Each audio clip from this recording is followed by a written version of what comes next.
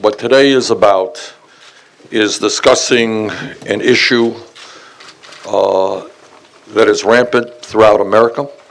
It is a very serious issue, obviously, in this community, and it is an issue that we simply, as a nation, in Congress, in the media, do not talk about, and that is the issue of poverty and the toll that poverty is taking on the people of our country. Now, poverty is something that is bad no matter where it is in the world. But what is strange about what goes on in America is that we are the wealthiest country in the history of the world.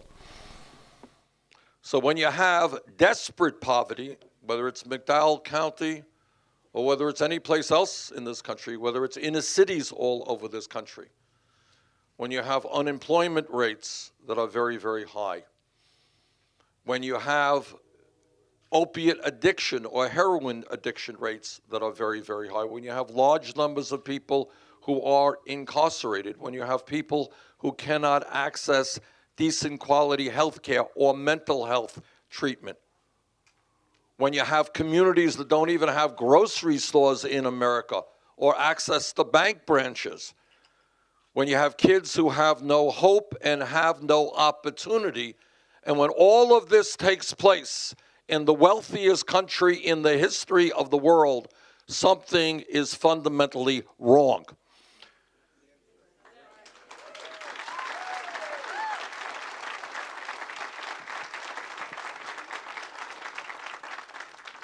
Just the United Nations report came out recently, documenting how poorly we do with regard to our children.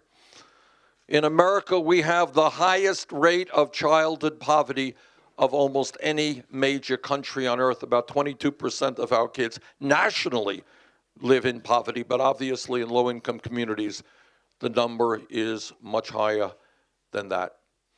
We have families all over this country who have bright kids who have the capability of getting a higher education, but they simply don't have the funds to do that. So what we want to do today is two things, I think, basically. It's an informal hearing, informal discussion. One, we want to talk about the problems so that I and the American people can understand what's going on. And number two, equally important, we want to talk about solutions. And the solutions are going to come, yes, from Washington, yes, from state government, yes, from the local communities. But you guys who live here know the issues better than anybody else. So I very much want to hear your ideas. And we're very lucky this morning to have a great panel. And I want to begin, before we get to the panel, in thanking Linda and Joel McKinney for running this food bank and also for allowing us to use their facility. We thank them very much.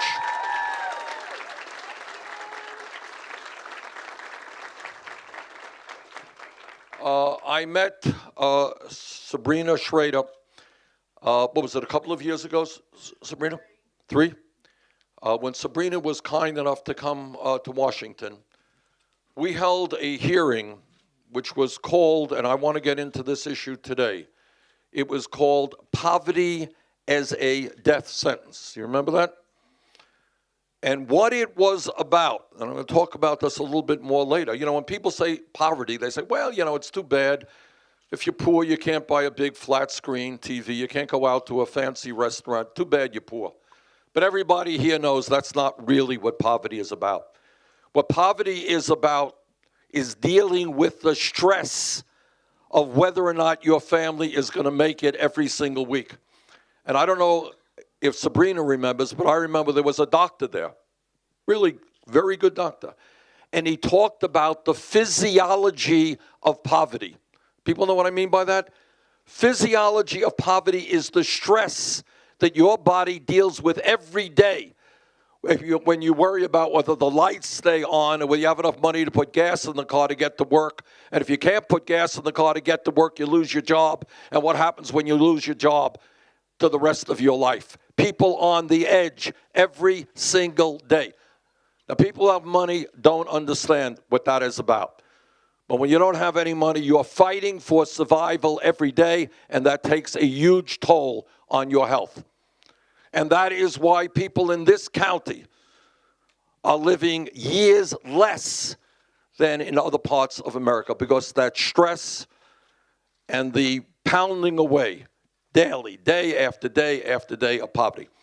Now, I come from a rural state as well, state of Vermont. And the issues that I'm seeing here are not radically different than exist in my state or other states in this country. So what today is about is talking about what is going on, talking about how we go forward from here, and always remembering that this is not a poor country, that this country is the wealthiest country in the history of the world, that we have one family that's worth $149 billion, more wealth than the bottom 40% of the American people, that the top 1/10 of 1% now own almost as much wealth as the bottom 90%. So that's the context I think we should be thinking about. Okay, let's begin. Sabrina, I think many of you know Sabrina Schrader, and we thank Sabrina for being here, for helping us to organize the event, and for coming to Washington a few years ago. Sabrina, take it away.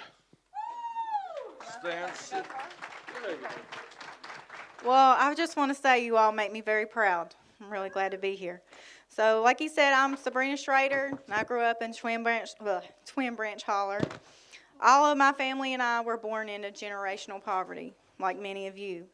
I know what it's like to not have enough food, and what it's like to stand in line at a food bank, not have enough money to pay your electric bill, what it's like to get unemployment, what it's like to not have health insurance, what it's like to walk miles in the snow because your car is broken down, what it's like to be the only one in my family who graduated from high school and the only one to get a bachelor's degree. It's not something that I've ever felt proud of. While many children are born into poverty every day, poverty is not a child's fault, and it is not a family's fault. No one who was born into poverty asks for a life filled with struggling for everything that you need to live with every day. But nowadays, we seem more interested in taking things away from these families instead of giving them a fair shot. I wish it all had been easier, but unfortunately for now, my life continues to be a struggle.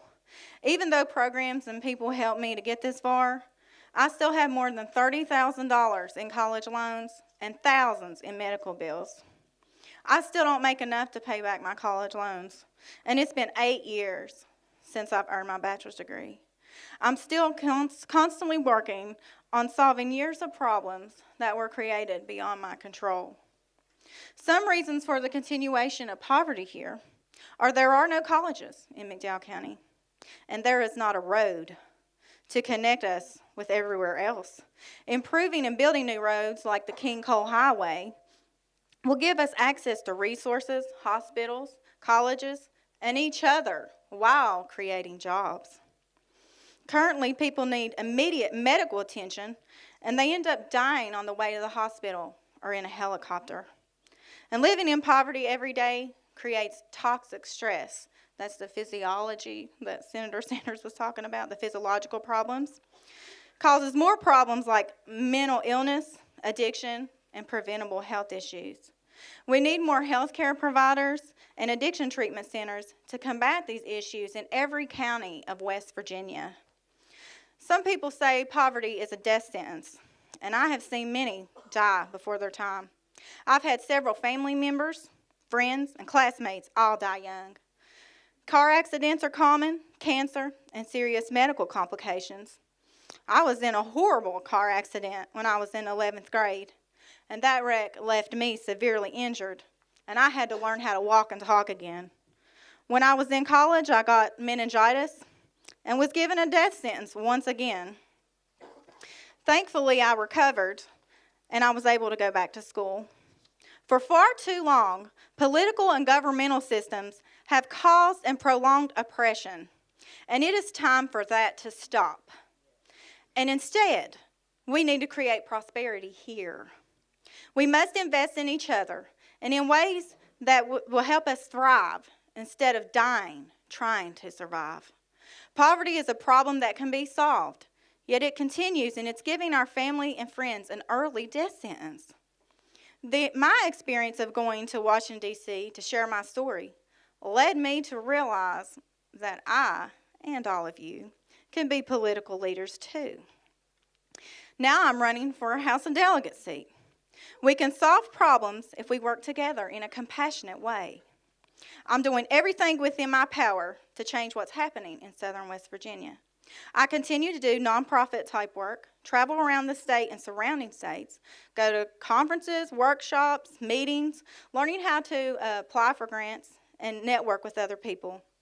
I do everything that my husband's income and my physical energy allows. God has blessed me to make it through obstacles, many obstacles, and every day I am stronger, but I need help. We all do. I'm really pleased that this event has been organized today by Senator Bernie Sanders so that we can come together for a community conversation about rural poverty. Now I would like to welcome and introduce Bernie Sanders.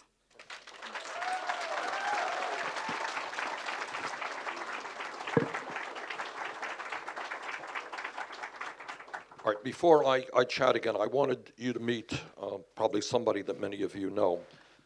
Clearly, in rural America, we need to do the best that we can to educate our young people. And I want to thank Tanya Spinella, who is a teacher in the Welch Elementary School. Tanya, thanks very much for being here.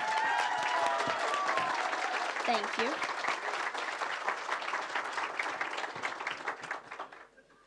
Senator Sanders, guests, and residents of our beloved county. First of all, I want to stop and say I am very hoarse, so bear with me. And thank you for the opportunity to address you here today. My name is Tanya Spinella, and I have lived and taught in McDowell County for the past 4 years, and it has been the most rewarding time of my life. I grew up not far from here in Mercer County in a little town called Elgood.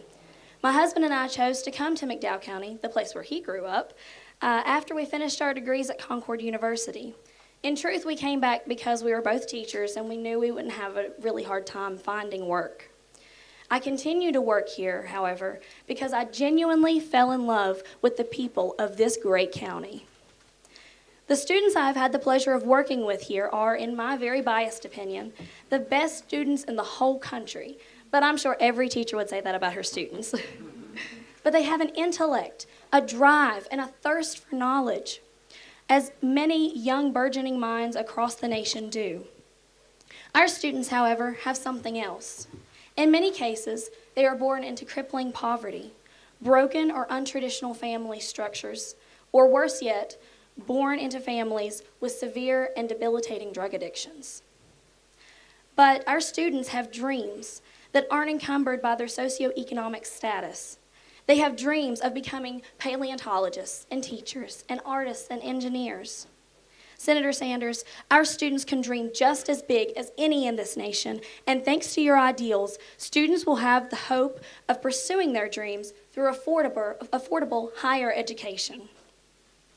I was told my first class of students at Welch Elementary School, where I still teach, were the most challenging group of kids in the school. My mentors had told me that I would never forget my first class of kids because they were the class that would either make you or break you as a teacher. So naturally, I was terrified. But I soon learned that these students weren't bad kids. They struggled because their homes lacked support and structure. Recently, McDowell County Schools began a home visiting initiative for kindergarten through 3rd. Amanda Frigiel, the Title I director at McDowell County Schools, began this project in hopes of giving our teachers an inside look at what our students go through every single day at home. But what the teachers received was so much more. And going into these homes, we realized that the kids might not be able to concentrate in class because they were worried about their sick grandmother at home that couldn't afford medical care, or they were hungry, or an absentee parent had just appeared into their lives again for the first time in years. Or perhaps they were worried about their homes, that in their only source of heat was a single kerosene heater. How can we expect our students to remember their homework or to bring a pencil to class if they've been crying up all night because they have a cavity they can't treat? How can we expect them to learn multiplication when all they can think about is the ever-present threat of eviction after a parent loses a job? How can we expect them to succeed in life when all they've ever been told is that they cannot succeed because they are from McDowell County? My students come to school with a myriad of problems. A student can't be expected to learn if we require them to ignore their life outside of school. This is why my school and many others have moved toward community school projects that include free mental health services for families. Our SMILES program is working to ensure every student in our county can see a dentist. Our various after-school programs attempt to fight hunger by providing students with a third daily meal throughout the week and blessings in a backpack, which gives non-perishable foods for over the weekend. These are real problems with real families in our county. This means they require real answers. We can no longer rely on empty promises and outdated solutions. We are working on making a better tomorrow for McDowell County, and we believe that begins with you.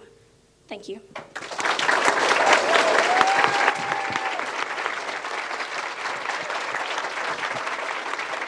Tanya, thanks very much.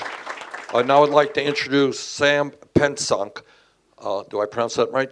Okay, who is a local attorney who's been involved on workers' rights issues and anti-poverty efforts. Sam. Thank you, Senator Sanders.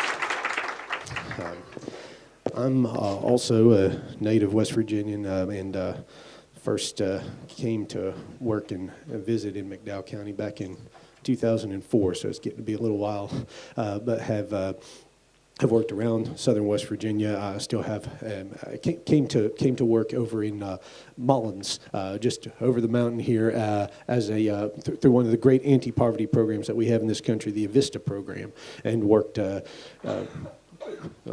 long about 10 years ago now over there. I've worked on workers' rights, anti-poverty, economic diversification, and empowerment initiatives throughout southern West Virginia now, as well as working in various policy-making capacities for West Virginians.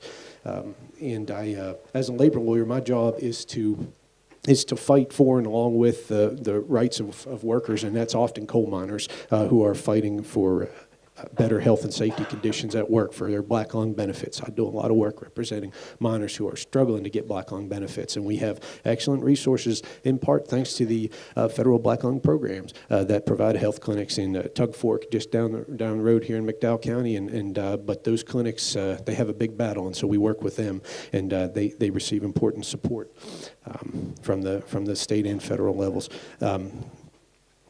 So I work to fight for fair pay for workers, and also to take non-traditional approaches to increasing assets and wages and wealth for working people by forming cooperatives that are actually owned by workers. And we have a long experience of that in West Virginia, worker-owned businesses. When the Weirton steel industry was collapsing back in the 80s, many people may recall West Virginia workers got together and created the largest worker-owned company in the nation. To take control of that steel mill and keep it open for a long time. And it was a struggle, and they were fighting global trade, but they did it. And that was what we do in West Virginia, is we get together and we win battles like that. And so that's my work. I was asked to speak a little bit about what I see as the systemic sources of poverty. And, I work as a labor lawyer and as a systems thinker. And so this is all very familiar to West Virginians. So for the benefit of those who may not be from here, we have long-term challenges that are structural challenges in our economy, structural forces keeping poverty in place. We've had population loss. McDowell County knows better than many, but all throughout the southern coal fields, we've lost a lot of population as our industries have contracted. It's known and it's reported from during the 80s. This county led among all the coal-producing counties of Central Appalachia. McDowell County lost 42% of its population, more than any other of the coal-producing counties back in the 80s. And that's been a long-term challenge. Population loss. Second long-term challenge we have had in West Virginia is is underutilization of our land. A lot of our land is owned by big corporations that don't make best use of that land all the time. They let it set fallow, and people know that. It's just a difficult situation to do something about. But, in the county where I work a lot, just over the hill here, Wyoming County, and it's similar here in McDowell, when you take surface and mineral rights together, the county is almost entirely owned, almost completely owned by resource extraction companies. And that makes it hard to push for innovative land use that helps working people, that helps local people.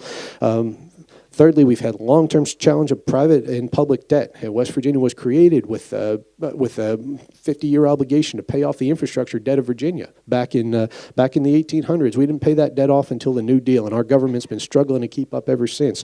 Our workers' compensation system, which deals with has dealt for a long time with the back pain and the other pain and injuries that our workers have suffered. Our workers' compensation system was insolvent in our legislature, and we have excellent legislators, and I see that there are several of them here today. And they fought very hard to try to make up for our public inability to pay for these costly injuries that people have faced on the job. But that's been a structural challenge for our state. So we've struggled with population loss. We struggle with access to land. We struggle with debt at the household level too, as well as the public level.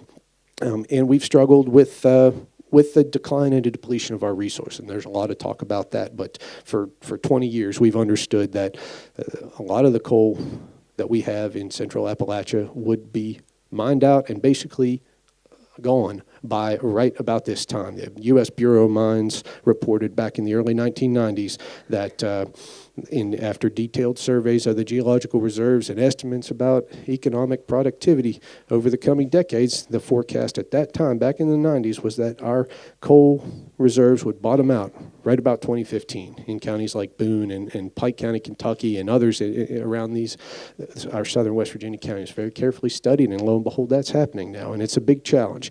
So to be effective at eliminating poverty and building wealth for working families, we've got to accomplish the broader structural change that I think we're talking about here today. I think that Senator Sanders is talking about broader structural change to address these difficult structural problems that keep poverty in place.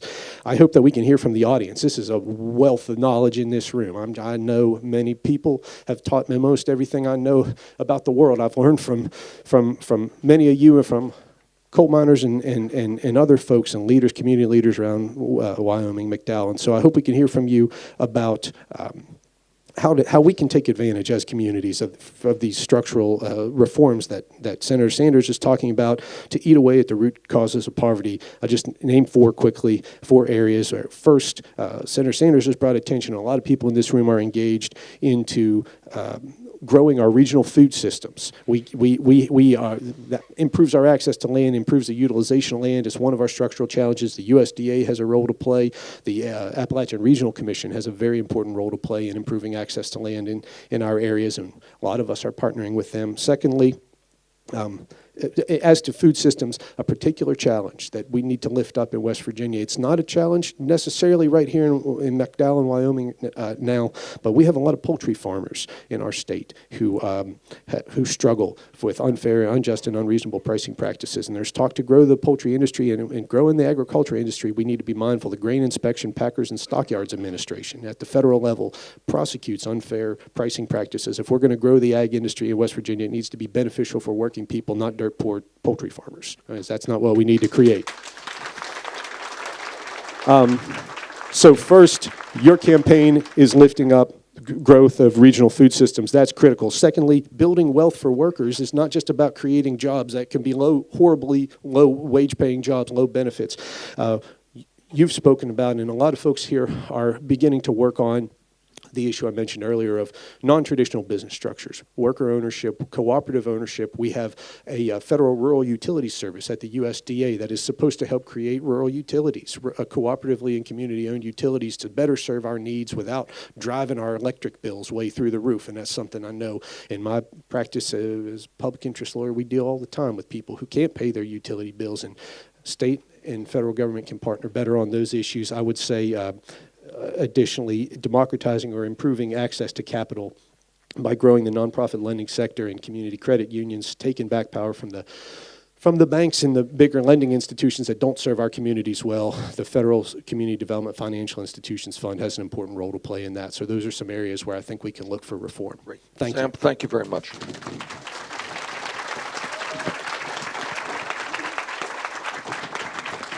What I want to do now, I think at the end of the day, the solutions to the problems that we face are going to come from the federal government, from the state government, the local government, from the private sector, from people in this room. Let me just say a few words about what I see as the federal government's role. And I'm going to open it up to you. You'll do anything you want, make comments, ask questions, and the panel will get involved as well. Number one, real unemployment in this country is not what you read in the papers at 5%. It's really actually double that when you look at people who have given up looking for work and people working part-time. And obviously in communities like this, the unemployment rate is a lot higher than that. So what do we need to do? As a country, we need to create millions of decent paying jobs, right? A lot of ways that you could do it. Sam talked about some of them. But one obvious way that the economists think is the fastest way to do it is in your state and in my state, as it happens, we got thousands of bridges that are in need of repair. We got roads. You know, in Vermont, sometimes people go down a pothole, we don't see them again for weeks. You know, probably not only Vermont, okay? I was in Flint, Michigan a couple of months ago. You all know what goes on in Flint, Michigan. Kids are getting poisoned by the water they drink. Well, it's not just Flint, Michigan. We got hundreds of communities where the water systems are inadequate and people are worried about the water they're drinking. We need to improve our water systems, our wastewater plants. We used to have the best rail system in the entire world. Guess what? That is no longer the case. Our airports are in many cases outdated. Parts of this country, our levees and our dams. If we put $1 trillion into rebuilding our infrastructure, we can create 13 million good-paying jobs and a hell of a lot of jobs right here in West Virginia where those jobs are most needed.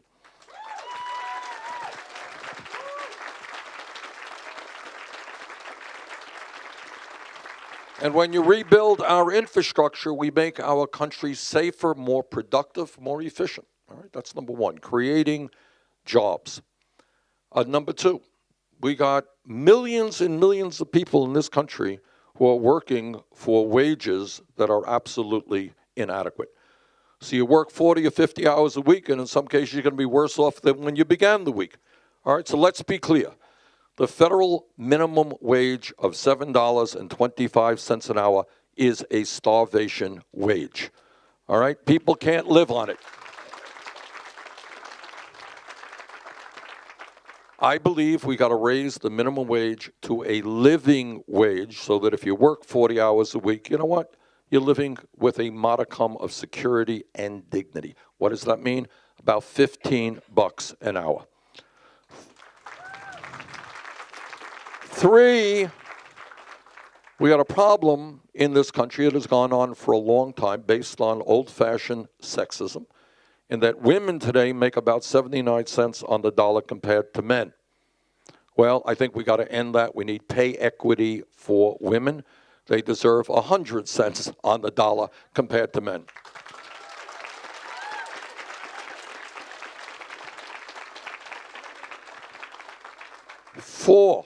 Number 4, we have had in this country for many, many years disastrous trade policies which were written by corporate America and were designed to enable large corporations to shut down in this country, not pay workers here a living wage, and then move to Mexico and China and other low-wage countries. Pay people pennies an hour. We have got in your state, here in West Virginia, my understanding is that as a result of NAFTA, the North American Free Trade Agreement with Mexico, you have lost about 30,000 jobs since the creation of NAFTA, good-paying manufacturing jobs. We have got to end those disastrous trade policies and tell corporate America that if they want us to buy their products, they damn well better manufacture those products in West Virginia and in Vermont and in America.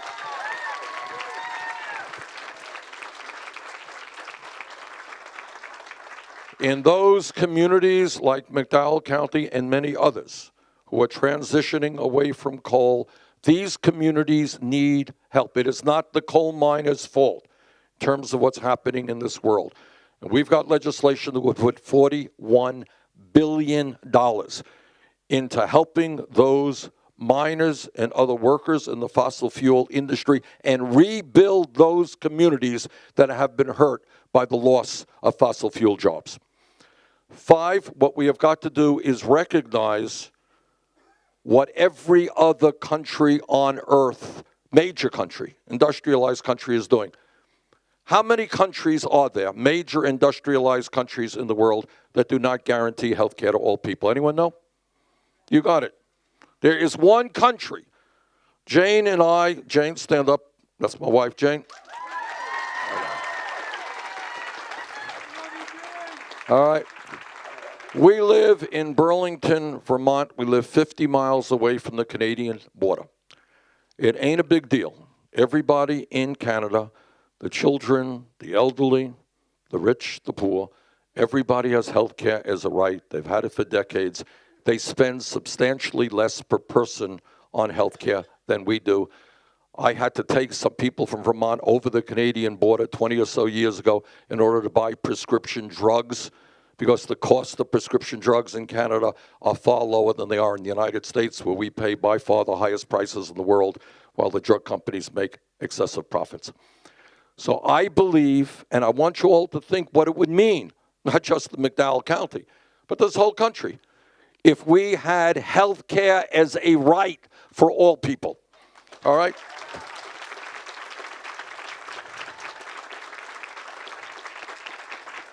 One out of 5 Americans can't even afford the prescription drugs their doctors prescribe. That's pretty crazy. So we have to lower the cost of prescription drugs. Now, education. I grew up in a family, did not have any money. My mother, my dad never went to college. And there are millions of families, and Sabrina was talking about this, where the kids don't have parents who ever went to college, and they can't even dream. The idea of thinking about going to college is almost beyond their comprehension, right? It's like going to the moon. It ain't going to happen. I believe that in a changing world where the economy has changed, we need to understand that public education is not just first grade through 12th grade. That's what we've had for decades. That's pretty good. But in a changing world, we need to know that today a college degree in many respects is the equivalent of what a high school degree was 50 years ago, which is why we need to make public colleges and universities tuition free.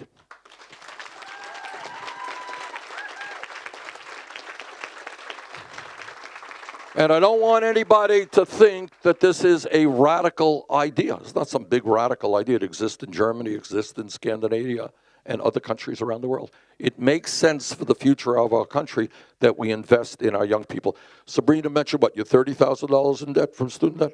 All right, here is a young woman who is $30,000 in debt. There are millions, literally millions, 3-4 million people who are in debt. Talk to people who are $100,000 in debt. Doctor in Burlington, Vermont, $300,000 in debt. What was her crime that she committed? Did you go to Las Vegas and lose money? No, you went out and you got an education, right, which improved your life. Good for your community. All right, she should not be being punished for getting an education. She should be rewarded for getting an education.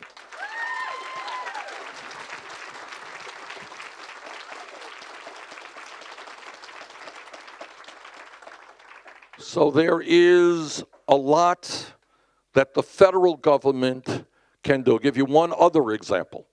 There is only, again, one major country on earth that doesn't guarantee paid family and medical leave. You know what that means?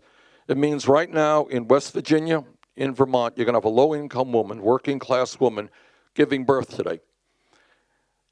She, because she does not have enough money, will likely in 2 or 3 weeks be forced to separate herself from a newborn baby and go back to work in order to earn the income that she needs to take care of a family. That's wrong. A mom and a dad should be able to stay home with their newborn baby. If somebody in the family is sick, people should be able to stay home. We're the only major country that doesn't guarantee paid family and medical leave. And that's why I believe we've got to pass legislation currently in Congress guaranteeing 3 months paid family and medical leave. Now, I am often criticized by people who say, well, Bernie, all these ideas are great ideas, but they're expensive. That's true. If we want to provide free tuition at public colleges and universities and lower student debt, cost us about $70 billion a year. That's a lot of money. So how are we going to pay for that? Well, in that case, we're going to pay for it by imposing a tax on Wall Street speculation. Wall Street's greed and illegal behavior hurt this country enormously. Millions of people lost their jobs, they lost their homes, they lost their life savings. We bailed them out. Now it is time for Wall Street to help the middle class of this country.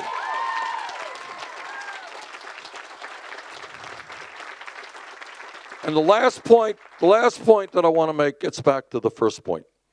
If we were in Haiti right now, if we were in some poor, impoverished third world country, what we would say is, wouldn't it be great if we had a strong educational system and all of our kids can go to college, or a great healthcare system where we had a wonderful clinic down the road here with good doctors and nurses and low-cost prescription drugs?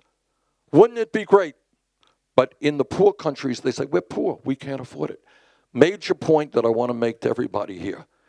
We are not a poor country. We are the richest country on earth. And the problem is the policies that take place in Washington every single day are policies designed to help wealthy campaign contributors. All right, people who go to dinners for $350,000 a couple. Anybody here been to dinner lately for $350,000 a couple making a campaign contribution? All right, anybody here put $1 million into a super PAC lately? All right, that's another world. But that's the world of Wall Street and big money interests who make huge campaign contributions and then hold the people they give those contributions to accountable to work for them. So now you have the insane proposition right now in Washington today, where you got many folks, mostly Republicans, who want to give hundreds of billions of dollars in tax breaks to billionaires, the wealthiest people in this country. And at the same time, they want to cut Social Security, Medicare, Medicaid, and federal aid to education. All right? So I think what we need to do, let me get a little bit political here, but I want to stay on the issues of McDowell County. The solution is that millions of people are going to have to get involved in the political process. They're going to have to stand up and fight back. They're going to have to demand a government that represents all of us and not just the 1%. That's nothing new. That's the way change in America always takes place. It is the history of the trade union movement. It is the history of the United Coal Miners Workers Union. People stood together and fought back. It's the history of the civil rights movement. It's the history of the women's movement, the history of the gay movement, whatever movements there are. The only way change takes place, people come together, stand up, and fight back and say that the status quo is not acceptable. And I think that's the moment we're in right now. So,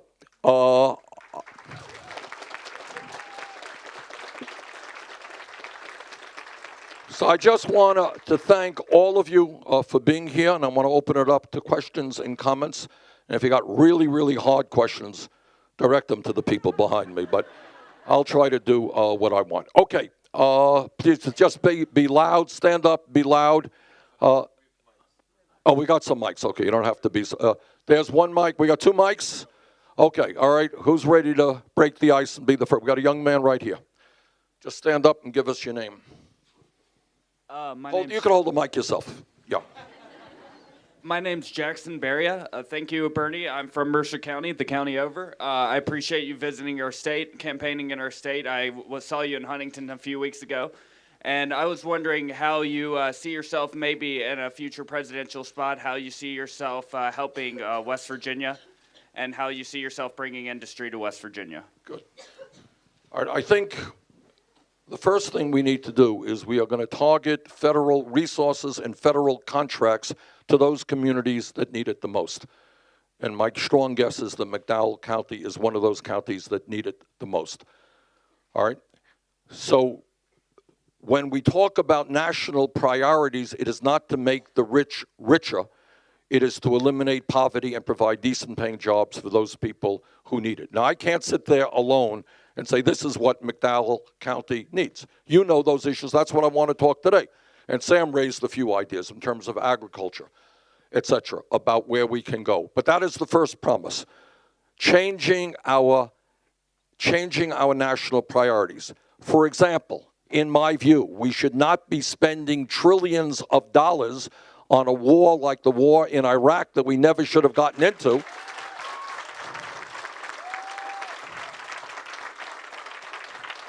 And then tell the people of McDowell County and counties all over America, inner cities all over America, oh, sorry, we don't have the money to invest in your community. Second of all, some of the programs that I talked about, trust me, it will make a profound difference in the lives of people in this county and all over this country if health care is a right. Can you imagine that? You don't have to worry about whether you can afford to go to the doctor. One of the things that I did as part of the Affordable Care Act, we got $11 billion into community health centers. Community health centers are now serving many, many millions of people. You walk in the door, it's based on a sliding scale basis. If you don't have any money, you get free health care, you get low-cost prescription drugs. We need to greatly expand primary health care, especially in rural areas.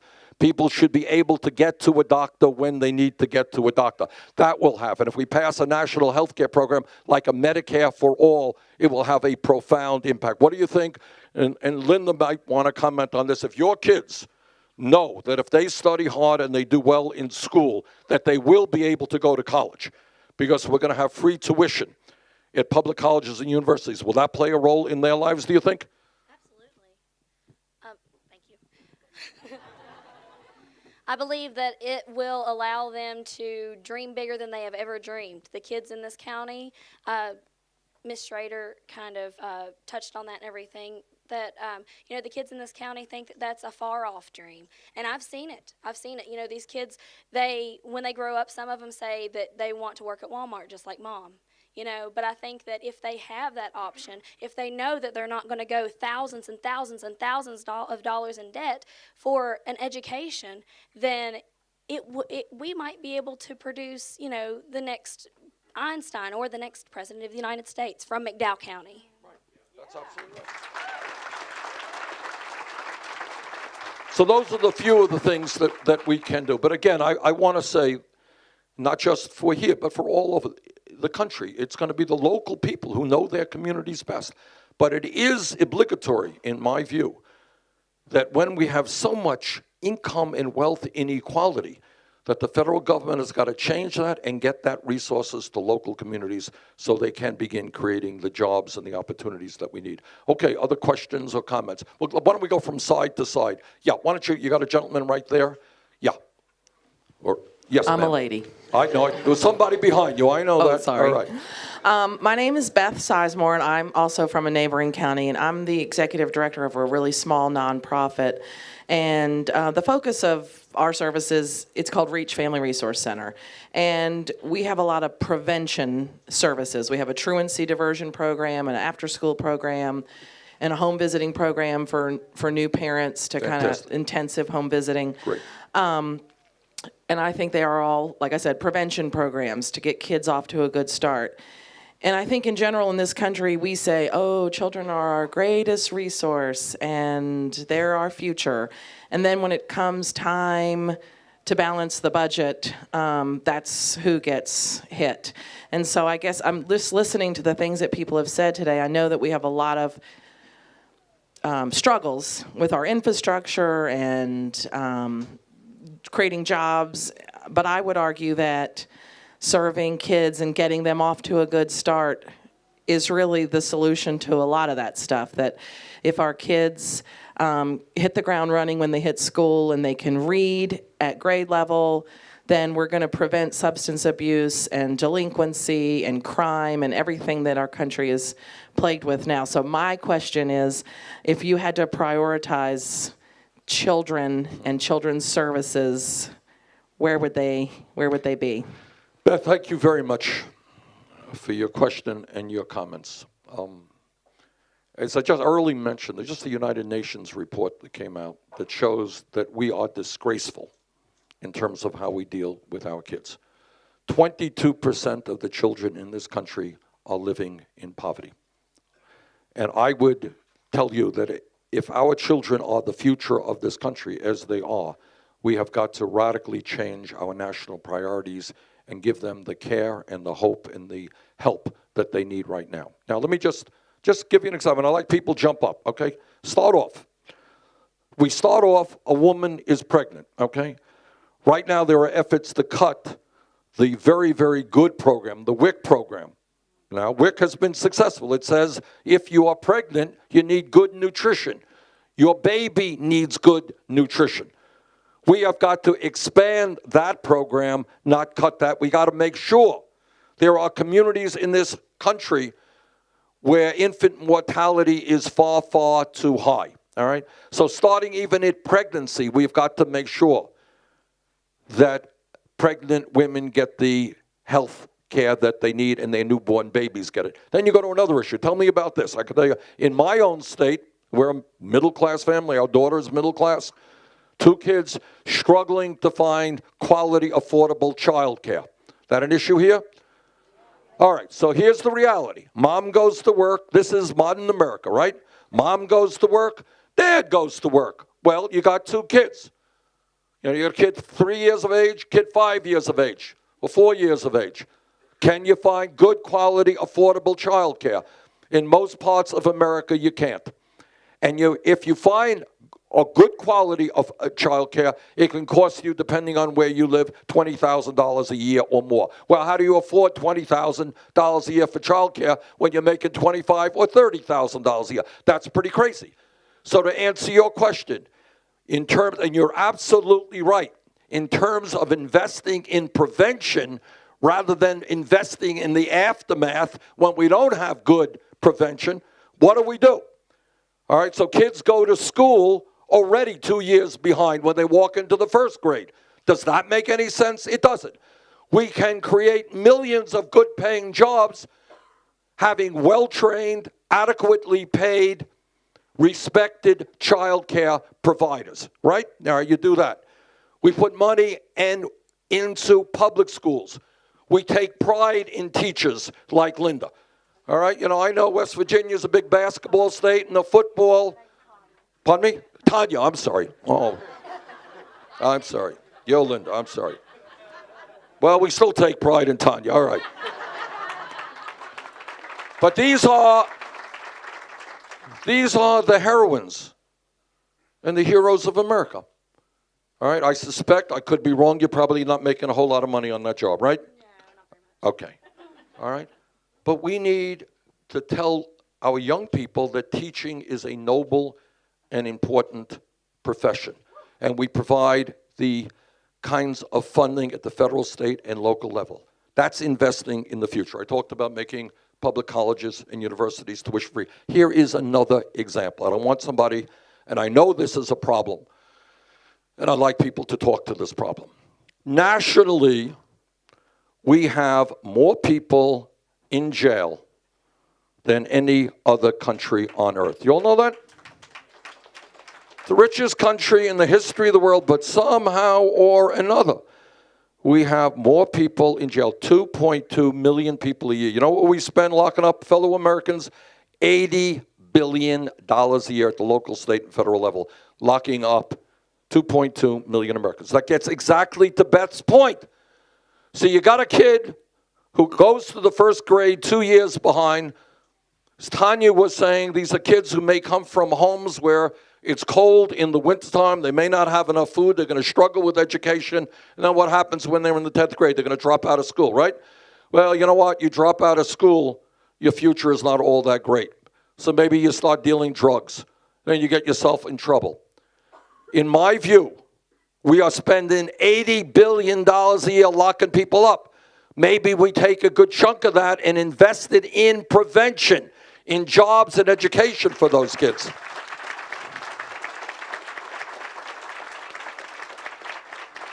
So I think you hit the nail right on the head. From a humane point of view, from a human point of view, and even from a cost-effective point of view, it will cost less money to send a kid to the University of West Virginia than to lock him up. All right? So let's make sure that we can send them to the university. All right. Let me ask you all a question. All right, we're going to get to as many questions as we can, but I want to deal with tough issues here. We have in my state, and we have all over this country, an epidemic of opiate addiction and heroin addiction. Anyone want to say a few words about that? Yes, I see a woman right there. Oh, get the mic, grab the mic. Hi, Bernie. My name's Carrie. She can hold it herself. Let her hold it. Put the mic close to your mouth. Okay. My name's Carrie. I'm from Mercer County, and I've lived in this area for about 10 years. And more, I see people that I know and love falling to drug addiction. And it's especially bad in areas with such poverty, you know. My question to you is, what do you plan on doing? How do you plan on helping these people with opiate addictions? Okay. I'm going to give you the answer in a moment, but I want more discussion about the nature of the problem. So what we're seeing here is opiate addiction. Okay, woman right here, ma'am. Right here. Yep, hold the mic close to your mouth, please. Okay, most people know me. I don't have to. I'm kind of loud. My name is Marianne Glader, and most of the people know me because I fighting a battle that you've been fighting on the political scene as running for state auditor. And I have a son that is addicted to pills and. Addicted to what? To pills. So he's addicted to like Xannies, Loratabs, and nothing that the doctor gave him. It's just that he hung around the wrong people, and which has caused me to get more involved with the juveniles in the detention centers because he also went to jail and he has a felony. And we have so many people that are sitting in jail because of drug addiction. I also have a son that is paralyzed. And a lot of the people that I'm trying to get him to care for him cannot come and work for me because they have a felony that is drug related. They are so, I don't understand it. They've got to stop looking at saying that somebody has a felony and looking at and putting a drug conviction on them, because everybody that goes into that system, they'll say you had an intent to sell, and everybody does not have an intent to sell. But that's the plea agreement that they'll give them. And I just want us to look at these children that are locked up, look at these adults that have been locked up, and try to turn their lives around, because when they get out of jail, they have no future. Okay, thank you. Okay. I want to stay for a moment. We'll get elsewhere, but I want to stay on the opiate or the drug addiction crisis, and I'm going to answer the questions. People have raised questions. I'll answer, but I want to hear from the community about drugs right now. There's a woman right behind you. Yeah. Yes, ma'am. Hold that mic close to your mouth. I will. Hello, my name is Dreama Paget. I am a CEO of a community action agency. And also the reentry and criminal justice system has hit home with me. Please stand up, Daryl. This is my husband, Daryl Paget. He did 20 years in federal prison for a nonviolent crime. Yes, a drug offense. He has a master's degree now. Can he get a job? No. What can you do to help people like us? Okay, thank you.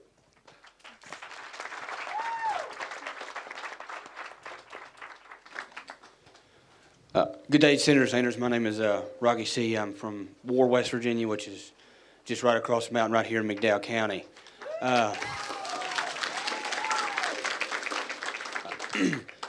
Unlike a lot of folks here, I had the benefit of an education. I was able to go to college and ultimately law school, and I defend people, the indigent criminal accused of drug crimes all the time. And let me just say that every crime that we face in this community, from domestic violence to larceny of any kind to pretty much everything that we deal with is in some variety shaped by the drug problem here. How severe is the drug problem in your judgment? The drug problem here, in my judgment, is very severe. I would say that 90% of my clients are in some way addicted to drugs. Beyond that, it has touched my personal life as my mother died of a prescription drug overdose frankly, of medication that she was lawfully prescribed.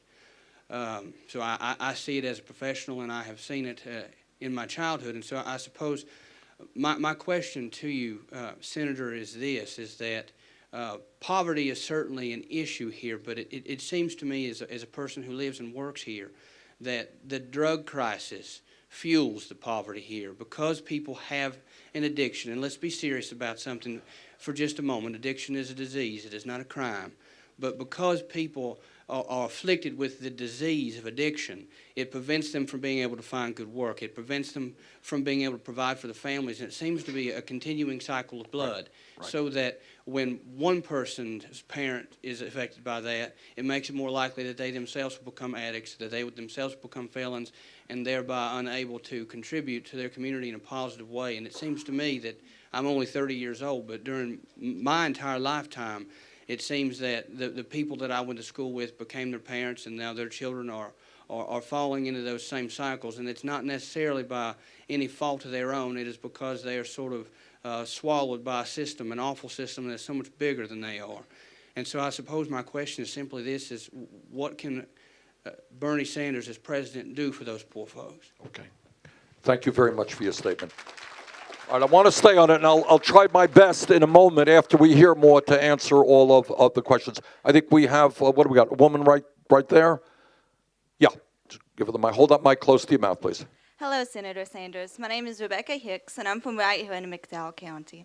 I am on the brink of changing my life as I have received acceptance to an Ivy League institution with a $268,000 scholarship. Wow.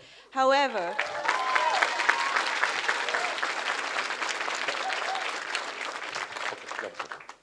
there are several hindrances we have not acknowledged yet. There is more to receiving a higher education than merely covering the cost for it, and you have proposed that we improve our Medicare system. But I cannot be satisfied with that answer because it is the pharmaceutical company that is facilitating the aggressive behavior that is promoting addiction in our community. How can I leave behind my family when I never know whether addiction will overcome and I will have a family to come back to at all? So I guess I ask, how do you propose we break the cycle here aside from healthcare, because it is the healthcare system that is promoting the addiction behavior? Okay. All right, that's Rebecca. Rebecca, is that your name? Okay. All right, Rebecca raises an interesting issue. I mean, all of these questions and comments are right on. I mean, you're raising, I think, the right issues, and I think what we can all conclude is everything is related to everything else. So I'll throw out this question. If opiates and all of these prescription drugs are out there, why are there so many of these drugs in the community in the first place?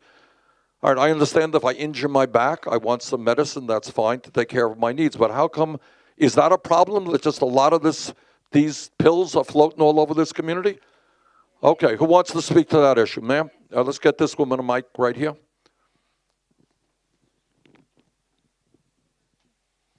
Hi, my name is Velda Johnson. Hold it a little closer to you, ma'am. My name is Velda Johnson. Velda. And I wanted to speak on a matter. I was injured in a car accident back in 2004. I went to a doctor for 13 years. For 13 years, he prescribed me prescription pain medication. If I had an addictive personality, I would be addicted today. He never tested my blood to see the levels. I mean, I would just go in, he'd say, how you doing? He'd write me a prescription, I would leave. Doctors are part of the problem. Yep. Okay. They're prescribing the pills, and then people are selling them on the street. I have a son that's... All right, so doctors are prescribing it, and then people are selling those drugs out on the street. Yes, they're not taking them, they're selling them. Right. Okay. What do you do? How would you hold the doctors accountable for prescribing those? Well, we know we have a family circumstance. I won't go into details, but a family member of ours, same exact circumstance. She was in pain. She got addicted to the medicine her doctor overprescribed to her, and her life was radically changed for the worse. All right, that's another issue. All right, we've got a lot of these drugs. Doctors are overprescribing, and the pharmaceutical industry, the people who create these drugs, seem not to understand the consequence of what they are producing. All right. Let's stay on the drugs for a minute, and we'll get off to other areas. Somebody maybe tell me, and I've heard, I'm sorry, the attorney here, and I apologize. What's your name again? My name is Rocky. All right, made the point that in most of the cases that he handles as a defense attorney, if I understand it, various types of crime, people have to steal in order to feed their habit. Is that essentially what we're talking about?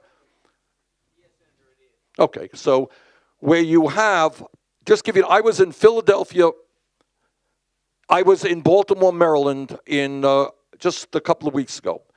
I am told that in Baltimore, Maryland, which has a very high crime rate, which has a horrendous murder rate, that almost 10% of the population of that city is addicted to heroin.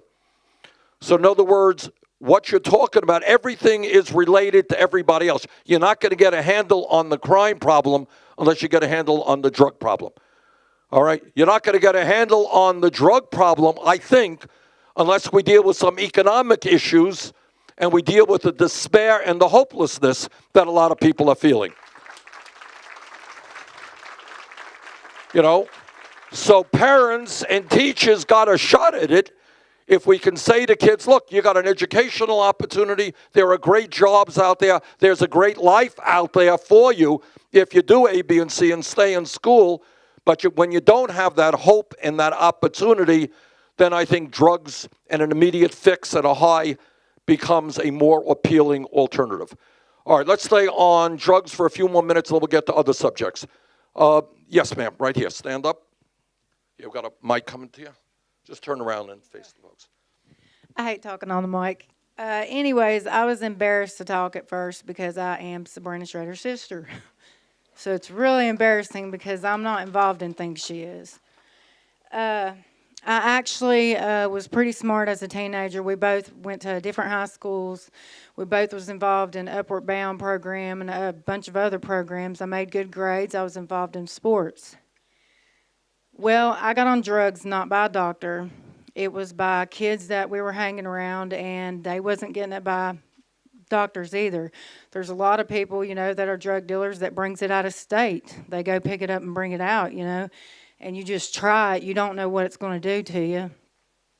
There was drugs that I tried, and it scared me. Then there was drugs that I liked, and I kept doing it. I never knew nothing about addiction. I didn't know that you could get addicted. I ended up getting married to a drug dealer. It ruined my life. Sorry. I had 2 children. We got in some trouble. He caught charges, and I took the rap for it. Well, I went to prison for 2 years because I wouldn't tell on him. Well, I smartened up while I was there. I got my GED because I quit my senior year to be with him. I did get my GED. I did take a lot of classes. I got a lot of certifications. I went to school to be a veterinarian, and I was smart enough to do it. I am a felon. It was an attempt to commit a felony, but it's still a felony. I have a couple tickets on me. I've changed my life around. I've been sober for years. I've been doing good. And I could be like other people who's on drugs and say, you know what, screw it. I can't get my kids back. I can't get a job. I can't get my license back to get a car. Why don't I just keep doing drugs? And, you know, there was times when I was sitting in jail that I thought that I would just come out and give up. But I didn't. I had a couple people in my life, my boyfriend and my sister. She talked to me the whole time that I was in jail when we never even had a relationship. I went and spoke with the cop about dropping the ticket. I even brought her with me. But I guess where I'm a felon, and he said, I know her, you know, since I'm known, he wouldn't drop the ticket. We went back and asked him. He said he would call. Nobody's ever called. I can't get a job and I don't have the money to pay the tickets to even start out in life, to try to go to college to be a nurse, to see if a judge will sponge my record.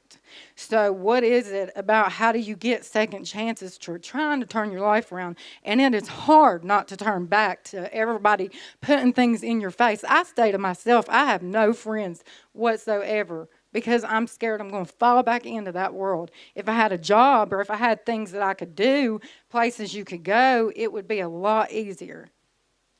Thank you.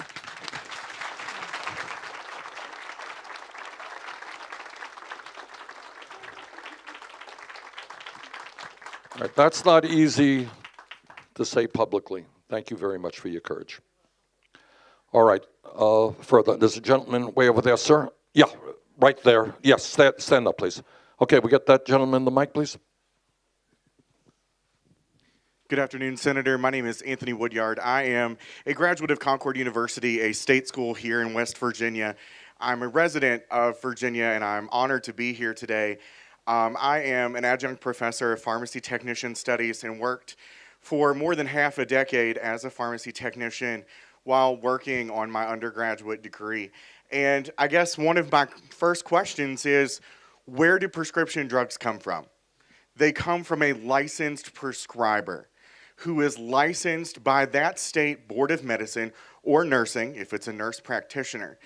In my years of experience working in the pharmacy world, I find that there is a disconnect between the pharmacy, the prescriber, and the patient, and there's such a laxness about the prescribers that we have, not just our mid-level prescribers who the physician assistants and the nurse practitioners in this state and others, but it's the doctors as well, who should have the forethought and the knowledge of knowing that what they're prescribing in these copious amounts is not going into the body of one human being who, and many times, is seen once or twice yearly, and they're prescribed these controlled substances.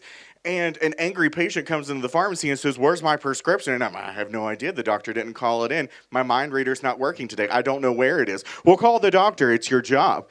So I, in due diligence, do my job. I call that doctor. I check on that prescription. Well, we'll just send it in because it's easier. And these are words that I hear so many times over the last half decade. It's easier.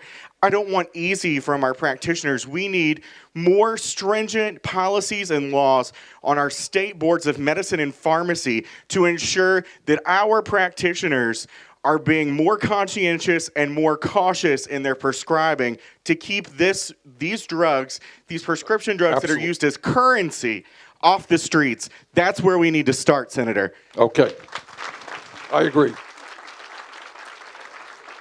Okay, other questions, comments? Yes, ma'am. Well, my name is Erica, and I work at the local library, and I see the drug problems, but it's kind of a catch-22. You can't make enough money to make it, and then you think, what can I do to make extra money?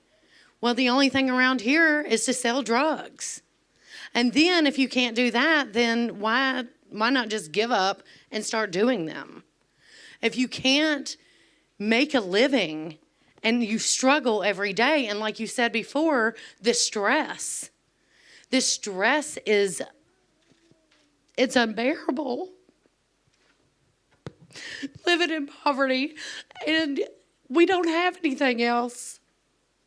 So either you turn to drugs or you fight through. We have nothing else. Thank you.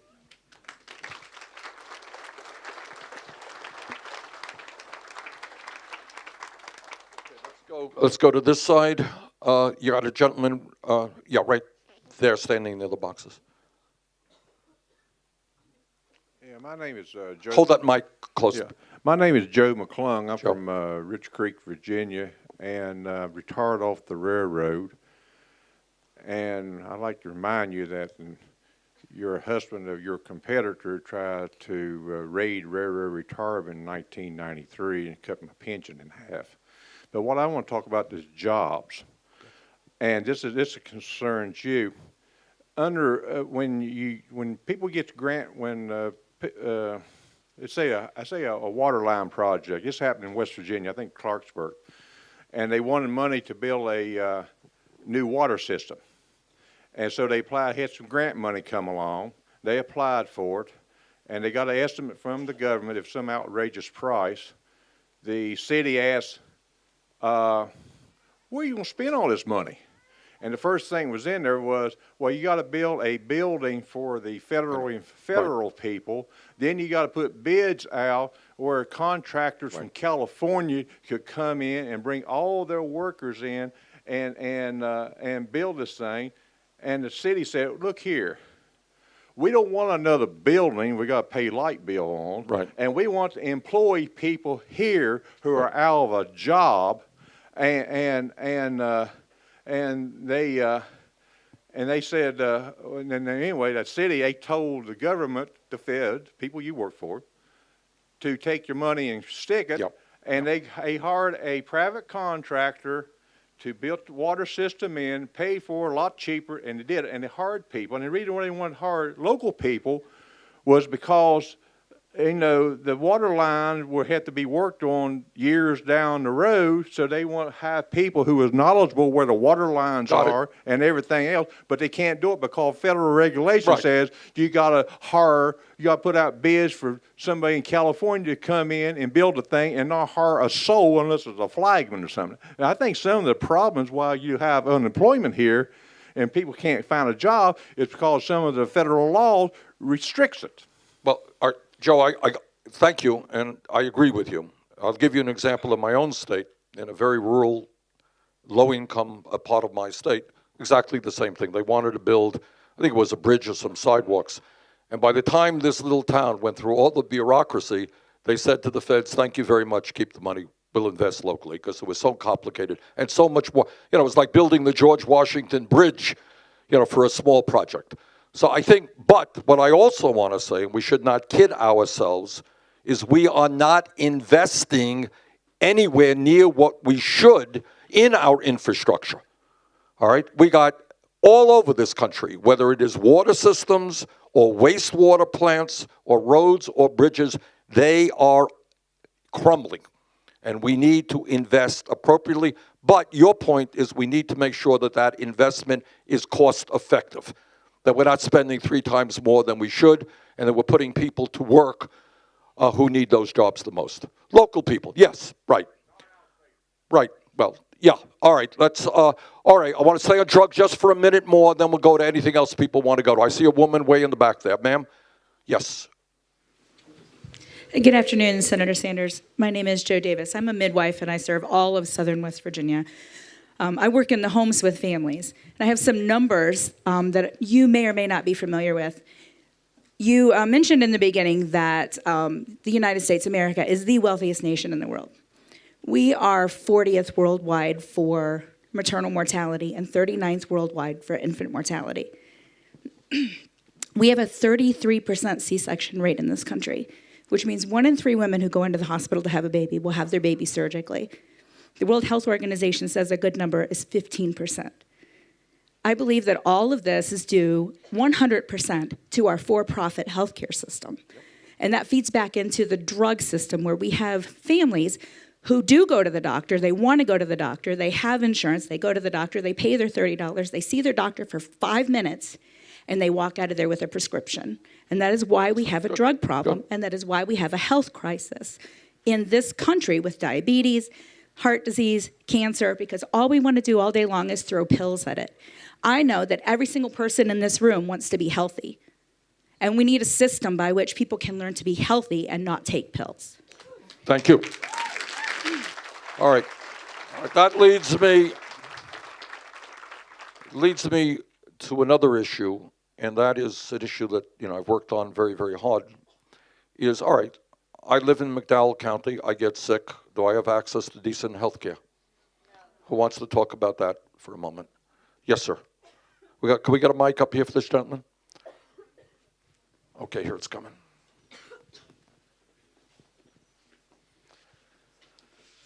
I have an issue that affects me close to home and probably a lot of people in here, and that's autism. And I worked for 10 years in the coal fields and until I got hurt. And while I was working, I couldn't receive the treatments for autism.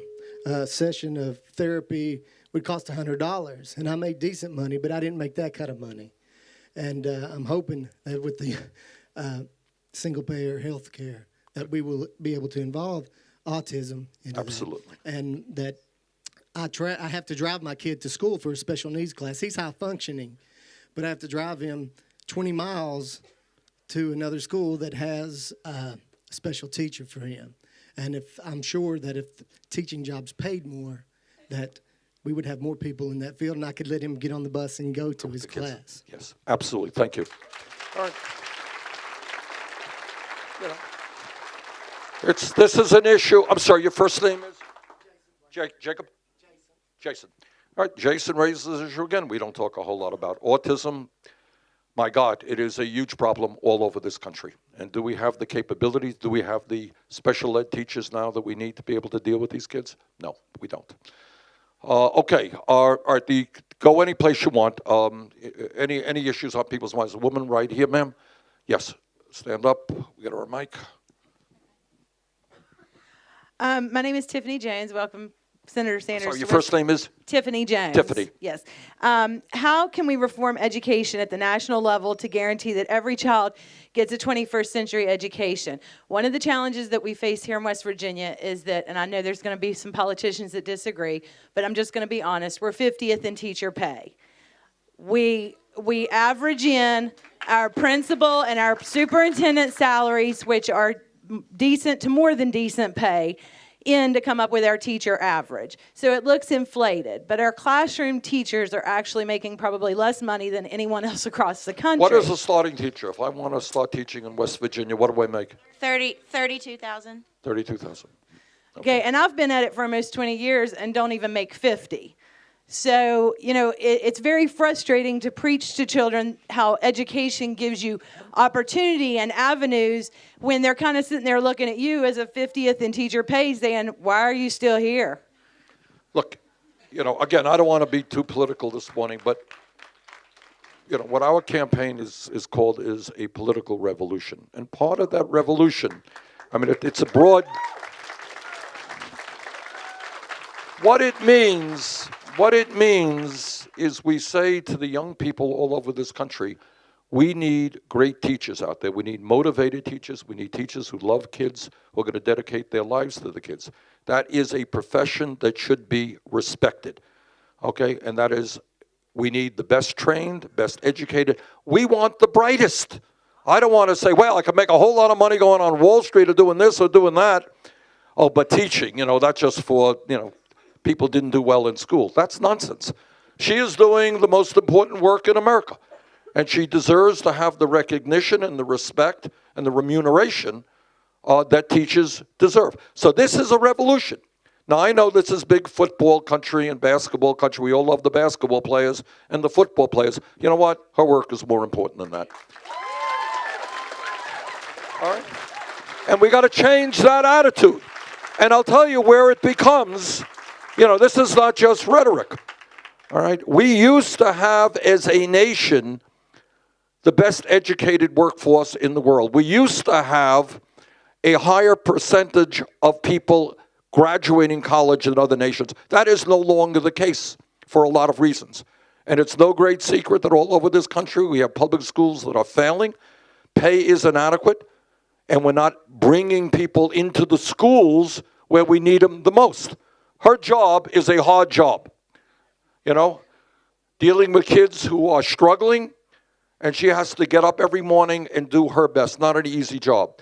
So what the revolution, in a sense, means, changing our national consciousness and saying, you know what, educating our kids is not only the right thing to do. If we are going to succeed economically in a changing economy, where technology is changing every day, these kids need a great education. They don't get a great education unless we have great teachers. And if we don't do that, we continue to give tax breaks to billionaires and send jobs to China and to Mexico, I worry very much about the future of this economy for our kids. Okay, yeah. I just wanted to add to that because I don't think a lot of people know this. The teachers, or anybody who works in McDowell County gets paid less. Does any teacher, raise your hand if you're a teacher. Are any of y'all making $32,000 or more? No. Okay, I know because I've been a social worker and I've worked for all kinds of organizations. And, you know, I've just recently gotten hired to be a substitute teacher. I'm not going to, I mean, I might, if I worked every day, I might make $20,000. So it's not feasible. I mean, even with the, how many social workers do we have in here? Okay. Any of y'all making $32,000 or more?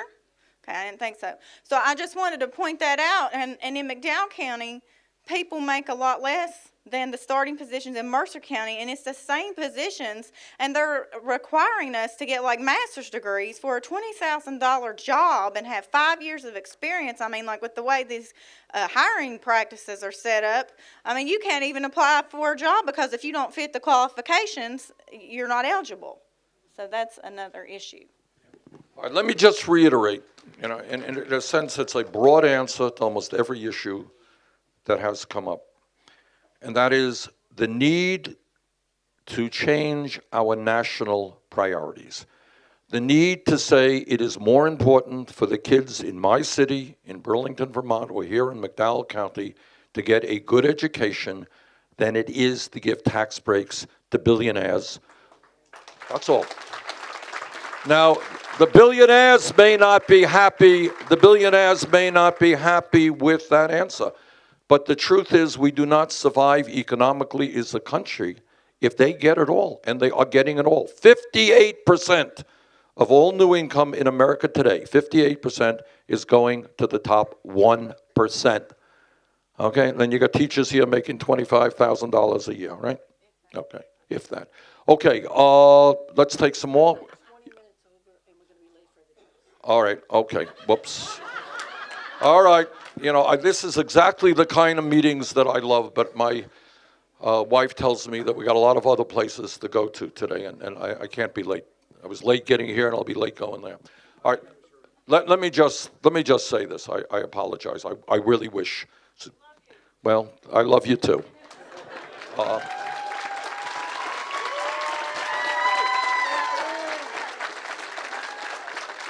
You know, I don't want to make any false promises. You've heard promises from politicians your whole life, so I'm not going to make any false promises. But I want to, first of all, thank the people who are here today and really thank you all for the courage, you know, that I've heard here. People standing up and telling some very difficult truths about their own lives. We are a great nation that has gone through a whole lot. I believe that if we have a government that begins to stand with the people in McDowell County or in my own state of Vermont, rather than folks who have a whole lot of money, whose greed, you know what drives me crazy, and I know something about this because I've been in Congress for a while. I have people come before committees who are multi-millionaires, multi-billionaires, and they're not satisfied. They need and want more and more and more. Give us more tax breaks. Make it easy for us to throw workers in America out on the street to go to China. Cut Social Security, cut Medicare, cut Medicaid. That's a mantra. That's what many of these guys want. They want it all. And I think as a nation, we have got to say that the children in McDowell County are quite as important or more important than the billionaires. All right? But to make that happen, and I know it's hard, and I know when people are struggling, politics and elections are very, you know, far removed from their daily lives. But let's keep the faith here, and let's reinvigorate democracy, and let's create a government that works for all of us. I think every problem that we heard here today, they're all connected. Drug abuse is connected to hopelessness. Hopelessness is part of not being able to get a decent paying job. Not being able to get a decent job is tied to bad trade policies or whatever it may be, or employers who don't pay a living wage. All of these things are connected. But I think if we work together at the local level, the state level, and the federal level, we can make profound changes in this country. So this is just a wonderful turnout, and I want to thank our panelists, and I want to thank all of you for being here. Thank you all very much.